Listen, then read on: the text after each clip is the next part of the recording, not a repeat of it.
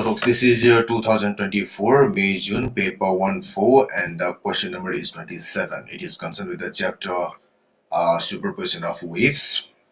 Typically, this is a Young's double slit. It says red light of a single wavelength from a laser is incident on a double slit. A pattern of interference fringes is observed on a flat screen that is placed parallel to the double slit. Yes, it is the requirement. Which change increases the separation of the interference fringes on the screen. So we have to identify which change among the four increase the separation. So the fringe separation, the formula for fringe separation is x is equal to lambda d by a, where lambda is the wavelength, d is the distance between the double slit and the screen. This is d, let us write like this, and this a is the fringe shape.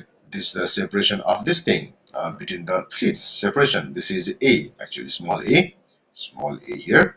Lambda is the wavelength. So let's go one by one. So number A, decrease the distance from the double slit screen. So it says that decrease this thing.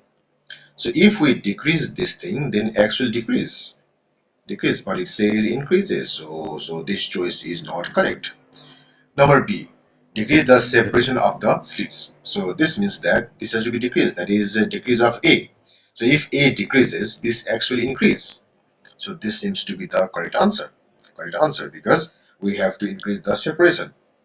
In the third, it says replace the red light with a blue light. So if we do so, then lambda will decrease in the optical spectrum. So V, I, B, Z, Y, O, R. This is lambda high region and this is lambda less region. So that's why if I replace red light with blue light, we are coming to decreased lambda.